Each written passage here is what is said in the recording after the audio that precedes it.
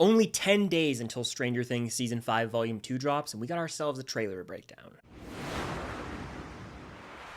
What's going on, guys? I'm Chris, and welcome back to another video. Today, I am breaking down the Stranger Things Season 5 Volume 2 trailer. That's right, with 10 days to go until the next 3 episodes of Season 5 hit Netflix, we were blessed with a Volume 2 trailer, so I'm gonna break this thing down. I already have a reaction that I'll link up above. It was a hype trailer. To me, they don't miss. The Volume 2 trailers especially. The Volume 2 one for Season 4, ooh, it got me going. This one did the same thing. So let's go ahead and break it down. Before I get into this, hit that like button, comment down below your thoughts, theories, and predictions based on this Volume 2 trailer, and of course, subscribe and hit that notification bell to help reach my goal of 150,000 subscribers here on the channel. I mean, quite a bit, getting very close to that goal, so thank you guys for your support as of late. And if you want extra content from the world of Stranger Things and beyond, Patreon is the place to be. My full reactions to Volume 1 are over there. My full reactions to Volume 2 and the finale will be over there as well, or you can sync up, pull up the episode on Netflix, boom, you can watch along with me. And if you want film-stocked merch for the holiday season, be sure to get yours at Firefly Shop. She crushed it with the design. That is, of course, linked in the description of this video and the pinned comment. And one final thing, I have an interview with Priah Ferguson, who plays Erica Sinclair, out on the channel right now. I was able to chat with her about Season 5 and her role and ask her some fun questions. Be sure to check that out if you have not already. But as I always do with any Stranger Things trailer or photo dump, it's time to break it all down frame by frame. So the trailer opens right where we left off in Episode 4 Sorcerer, as Will is kneeling down in the aftermath of the massacre at the Max Z, or Big Mac if you will. Soldiers dead all around, there's fire roaring, and Will's nose is bleeding. And we get a Will voiceover as he says, "We failed. We never stood a chance." We then see Will and Joyce at Hopper's cabin, and Joyce says this is not over, not by a long shot,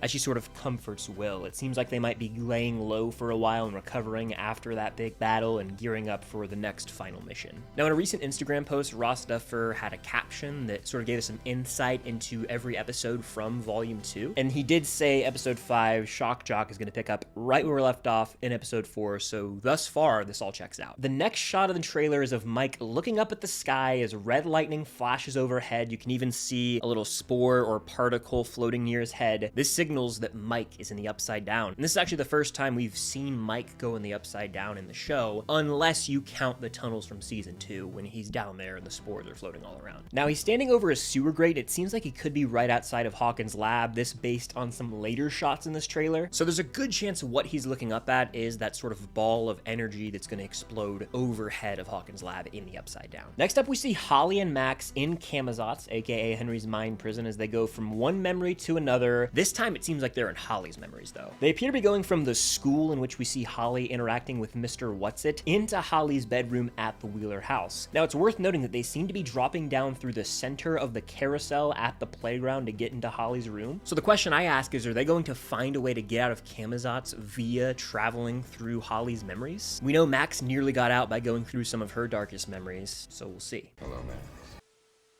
We get another shot of both Max and Holly looking down through a hole as there's a ladder leading down to who knows where, but I imagine this is all from Episode 6, Escape from Camazotz, as the two of them are literally trying to escape from Camazotz. Heading over to Hawkins' lab, we see that same old shot of Steve, Jonathan, Nancy, and Dustin arriving at Hawkins' lab in the Upside Down. But we actually do get a new shot of them walking in the doors of Hawkins' lab, with it looking like Steve and Dustin are branching off one way and Jonathan and Nancy going another. This checks out as we've seen individual shots of those two duos having heart-to-heart moments in Hawkins' lab, so it seems like Steve and Dustin are going one way and Jancy are going one way. Both duos are probably going to make amends and have sweet conversations that get their relationships back on track. A voiceover from Dustin begins as he says, "This whole time, everything we've ever assumed about the Upside Down has been dead wrong." This is teasing that at Hawkins' lab, some pretty crazy revelations about the Upside Down are going to be made that could potentially give us answers about the Upside Down's origin and its function within this world. In fact, I sense a classic Duffer lore drop that's going to change everything we thought we knew about this show as a whole. We then get a shot of that mysterious door that we first saw back in the One Last Adventure video out in a field, and if you look at the surroundings, it seems like they're nearby the WSQK radio station. But then we see Holly and Max going through the door, so unless they somehow got back to the right side up that fast, it wouldn't really make sense for them to be here. Perhaps this door is located at a memory of Holly or Max's. Potentially Max is able to visualize the radio station based on Lucas's descriptions, like maybe Lucas throughout this entire time Max was in a coma, like explained to her, hey, this is where we're camped out and this is what it's like. It could also be a happy memory of Max's, perhaps when her, Lucas, Dustin, and the others set up Cerebro on the hill in Season 3, or this could just simply be one of Holly's memories that we're unaware of until right now. All I know for certain is that Holly the Heroic has been said to be able to create dimension doors as teased in the first episode of season 5. So this is likely one of those dimension doors. In some way, shape, or form, Holly has some sort of powers. Even if it's just in Camazotz that she has this ability, it's still sick. Now, Steve and Dustin are seen in Hawkins' lab looking up at this ball of energy overhead as the lab itself is starting to literally melt. Dustin says Mother of God, which is honestly a valid response. And you have to wonder what the hell this is exactly. We know from past trailers this is going to cause an explosion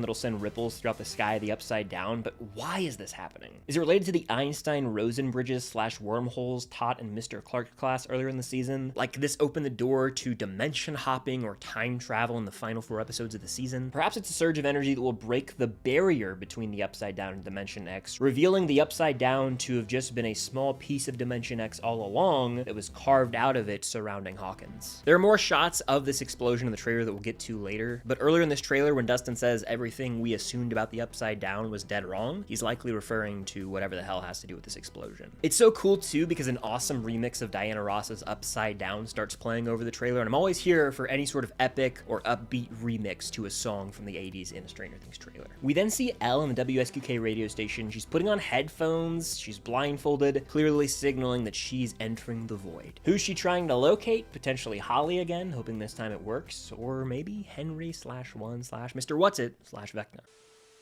Elle voices over saying, "Help me find him, kill him," and it is shown that she is talking to Kali, aka 8. So it's honestly time to accept the fact that Kali is directly gonna help 11 take down Vecna. To what extent, that's to be determined, but it certainly seems like she's maybe gonna pass on some wisdom or teach her some new skill set with her powers that's gonna help her get the upper hand on Vecna. Or maybe even physically team up with 11 and they both use their powers against Henry. But I've said this since they brought her back, the ball's in the Duffer's court now, right? We all know how the Lost Sister episode's been received. It's the lowest rated episode of the show, and to me, I don't think they needed to bring this character back, but if they're confident they can right the wrongs and redeem her and make the Lost Sister more watchable, and maybe even give Kali a satisfying conclusion, I'm game. They just have to prove it to us. My big worry is I just don't want to see Kali, 8, and now Will, like 3-on-1 fighting Vecna, a la Thor, Iron Man, and Captain America in Avengers Endgame when they're fighting Thanos. I think that would be a bit much. Now, I could be proven wrong and they could pull it off, but I just don't think that's where we need to go with the show. But with the red flashing lights behind these two characters, it seems like Elle and Kali are still in the military lab base in the Upside Down when this conversation takes place. Mr. What's-It, aka Henry, aka 1, aka Vecna, is then shown standing in the pouring rain as lightning flashes, and I wonder where he is. Could this be right outside the Creel house in the woods? Whatever's going on looks pretty spooky. We then see some recycled shots of Jonathan and Nancy on the roof of Hawkins' lab as they're looking up in the sky, as we see this news shot of the sphere of energy surging overhead. And if you zoom in, it almost looks like shadow particles of the Mind Flayer are swirling around and inside this ball-like object that's floating overhead. Is this somehow connected to the Mind Flayer? Is this the brain or an extension of the brain? Or perhaps this is in fact the aforementioned Einstein-Rosen bridge, aka the bridge, referring to the episode 7 title. Whatever it is, it explodes and we see the aftermath of this later in the trailer. Murray is then shown driving the Bradley's Big Buy truck right at the Maxi gate saying showtime over the radio. So hey, he survived the Demogorgon attack at the end of Sorcerer. However, he is in serious danger here, and I'll say it, he remains high on my death predictions list. It's revealed that some of our main characters are in the back of the truck as we see Robin, Dustin, Will, and Lucas being jostled around, and Dustin's actually wearing his ghillie suit, which we see him wearing in this shot from past trailers when he's in the Upside Down. So this means Dustin's gonna get out of the Upside Down post the Hawkins lab explosion in time for a wardrobe change in the right side up before gearing up for this final mission. Dr. K and some soldiers are actually firing rounds at the truck, and we see a shot of multiple bullet holes around the windshield glass as Murray ducks for cover. So I won't be shocked in the slightest if one of those bullets hit him or ricocheted and he got gut shot somehow and he slowly bleeds out. He could honestly create a distraction that allows for everyone in the truck to get into the Upside Down, and that could be his sort of sacrificial death before we even reach the finale. Because I predicted him to die in episode 4.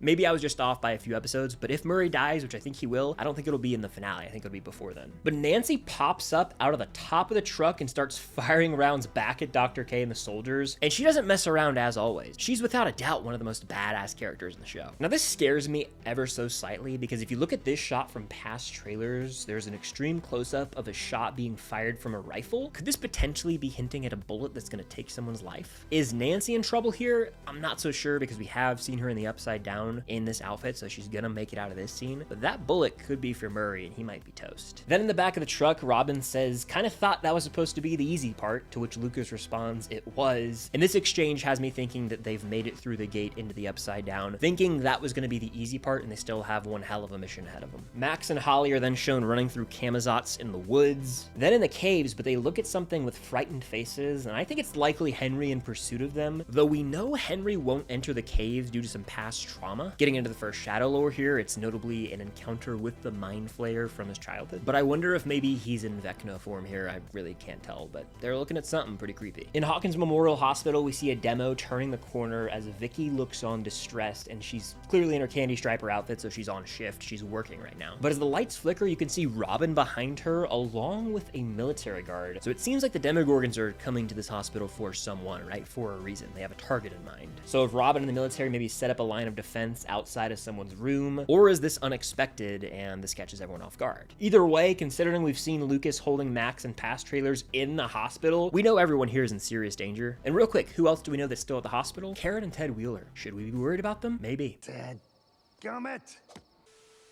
But at the WSQK radio station, we actually get to see Robin and Mike with Will as he is seemingly about to tap into Vecna's powers and use them for what exactly? We don't know for sure, but I believe they're actually going to be looking at the radio tower at this shot that we've seen in multiple trailers as there are shadow particles swirling around that radio tower. It makes sense for Will to use powers to try and fight this off, especially if these particles turn into the shadow form of the Mind Flayer in the right side up. It'd be a first for the show. This could also be the very same spot where Will yells run from the date announcement back in May. And I have my theories, but I'm of the opinion that Vecna will reverse tap into Will and use his own powers through Will, essentially possessing Will and using him physically as a spy. Like it's Vecna controlling Will, puppeteering him, if you will. Another shot confirms that even more characters are actually in the back of the Bradley's big buy truck that Murray is driving, as we see Steve there along with Mike and Eleven. Again, this further proves that both Steve and Dustin are making it out of the Upside Down post the explosion over Hawkins' lab, as they're in the right side up and they've had a wardrobe change. We do see Mike and Elle sharing a sweet moment in the truck as they touch hands and share a look. Kind of an understanding between the two of them of what's at stake here on this final mission. This is just more evidence of Maleven being the direction the show's going with those two, and ultimately I think it will result in a heartbreaking death and Mike getting his heart ripped out as Eleven dies in his arms potentially. A shot of a Demogorgon in the hospital is shown as we then get that same look at Lucas holding Max as a demo rounds the corner like it's damn Jurassic Park. And I can already tell that scene's gonna be extremely nerve-wracking and I will be sweating. A Jonathan voiceover then begins as he says, I don't know what's on the other side of any of this. If we want to stand a chance of surviving, we need to be a team. Could he be talking to Steve here? Maybe they put their arguments and competing to rest, or perhaps Jonathan is just rallying the troops here and it could be from this shot in past trailers. But it's an interesting line to give Jonathan of all people. By the way, the character we might have seen the least in this Volume 2 trailer. I mean, we know he's gonna make it out of the Upside Down with the explosion because we've seen him hugging Will, so he's clearly gonna get out. But where is he on this final mission? Because we know he's next to Nancy on the radio tower in the Upside Down, but it's kind of weird that he doesn't have that much screen time. More shots of Steve and Dustin exploring Hawkins' lab are shown as they look up at the roof of Hawkins' lab melting and deteriorating. And it's interesting that the place our characters believe the Upside Down stems from is falling apart. Could this be signifying that the Upside Down itself is dying? A quick shot right outside of the lab shows Dustin embracing what looks like Mike, and you can actually see Eleven right behind them as well. She's in her wetsuit that we see her in the back of the Bradley's Big Buy truck. But it's interesting because Mike is wearing a different outfit. He's still wearing that sweater. He's not wearing his camo hat and vest. So I'm kind of wondering if Elle gets that wetsuit in the Upside Down, maybe from the military base or the lab. Like, that makes the most sense in my opinion, because we see her with it on down there, but Mike still in his sweater down there. So I assume Mike will enter the Upside Down with Robin and Will, maybe at a gate that opens nearby the WSK radio station, and then they make their way over to Hawkins' lab. And we'll talk about wardrobe with Eleven later. I also have to ask, is this embrace between characters post-explosion? It would make sense as to why Dustin is hugging Mike, because he's relieved to see him and relieved that he's alive. On top of that, we have seen Hopper and Elle over by the wall in the church as that explosion in the sky happens, so maybe everyone meets up in the lab after the explosion. All I know is they've done a pretty good job of tricking us out with when scenes are going to take place based on wardrobe. Elle is then shown somewhere using her powers. My guess would be in Hawkins' lab for whatever reason. And the recycled shot of someone falling through the sky of Dimension X is shown yet again. We still don't concretely know who this is, but I have a gut feeling it is Holly Wheeler. If you zoom in, it kind of resembles her outfit that she's wearing when she's taken by Henry, but it could also be Max falling through the sky. Whatever it is, I think this is going to be when one of them escapes from Camazotz. Back in the hospital, we see multiple demos charging full steam ahead down the hallway, but they don't pay any attention to Vicky. They zoom right past her. She's dodging out of the way, but the demos aren't interested in her. Robin and the military guard are right there as the demo charges, but I believe these demos are going to pay them no mind as they're locked into probably Max. Then I think this will lead into a scene of Lucas running through the hospital with Max's body in hand, evading the demos. Inside the Wheeler home, lights are flickering as we enter what appears to be another one of Holly's memories. We see Mr. Whatsit and Henry flickering between forms, almost glitching. Ultimately, this leads to Henry/1 taking over with blood all over him, just as he was post the massacre at Hawkins' lab. But I had an interesting thought about this. What if, because Max and Holly are possibly together and witnessing this, Henry can't physically portray himself as both Mr. Whatsit and Henry at the same time to both characters? So this is what leads to the constant change between Mr. Whatsit and Henry, ultimately leading to the Vecna persona taking over. Holly is shown looking on horrified, just as she is in a previous trailer shot, as Vecna himself turns the corner with the full reveal. A Vecna voiceover then begins as he says, "It is time for a new world." To me, this line can be spoken at any point in these final 4 episodes. It doesn't have to come from this specific moment that we see in the trailer.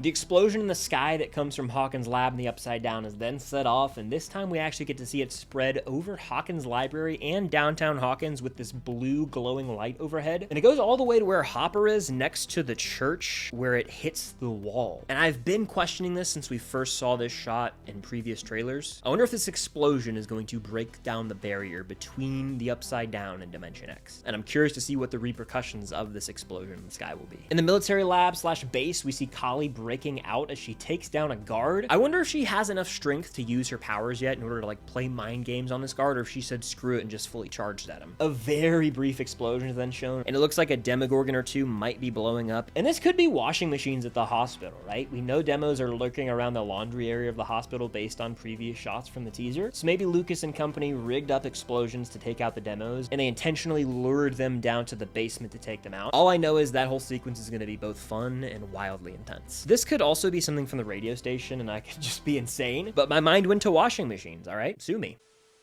Robin is then shown at the WSQK radio station cranking the voltage to fry a Demogorgon that they actually have strapped down. The intention behind this almost certainly to inflict damage to the hive mind in order to take out or stop those particles of the mind flare that are near the radio tower and have seemingly formed around it. We then get one hell of a callback as Steve tells Dustin, "If you die, I die," to which Dustin responds the same. This, of course, is a callback to season 3 when Dustin tells this to Steve. "If you die, I die."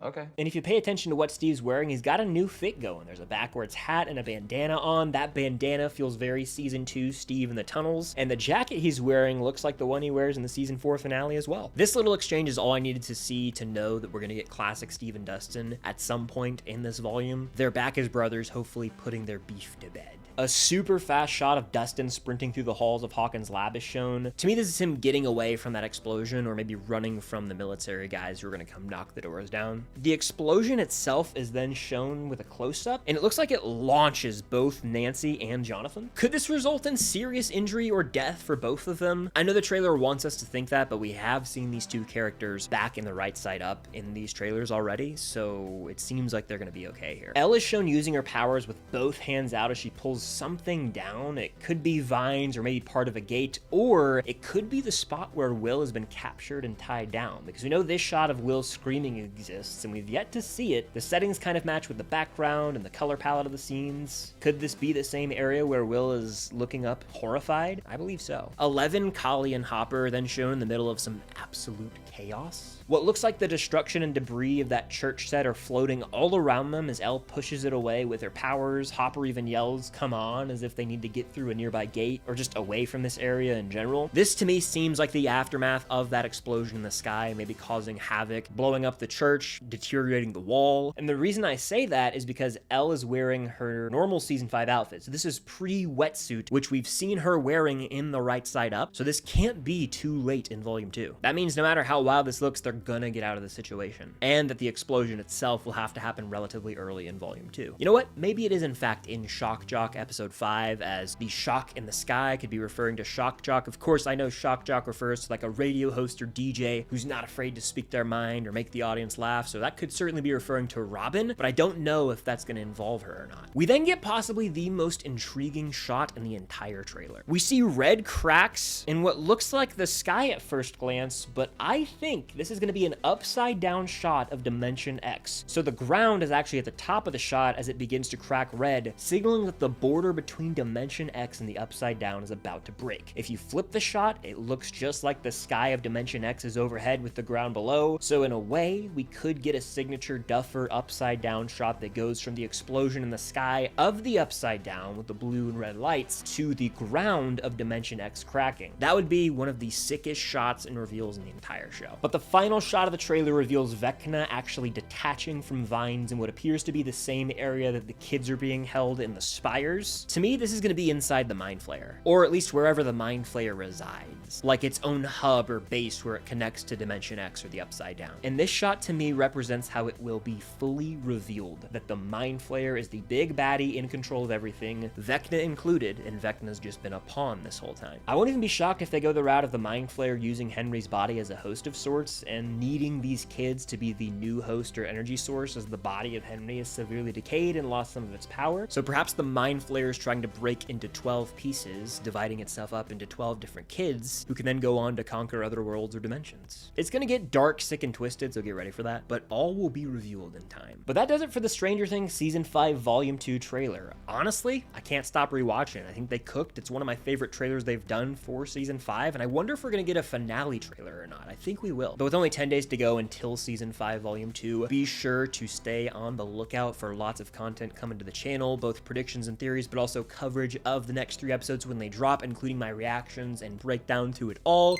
Patreon is the place to be for extra content if you're interested, and be sure to get some film stocked merch this holiday season, as it's only on sale for a little bit longer, so be sure to get some while you can this Christmas. And of course, check out my interview with Priah Ferguson, who plays Erica Sinclair on the show, if you've not been able to already. We had a great chat about Season 5. But that does it for this breakdown of the Season 5 Volume 2 trailer. Thank you guys, as always, for watching, and until next time, I'll see you on the other side of the Upside Down.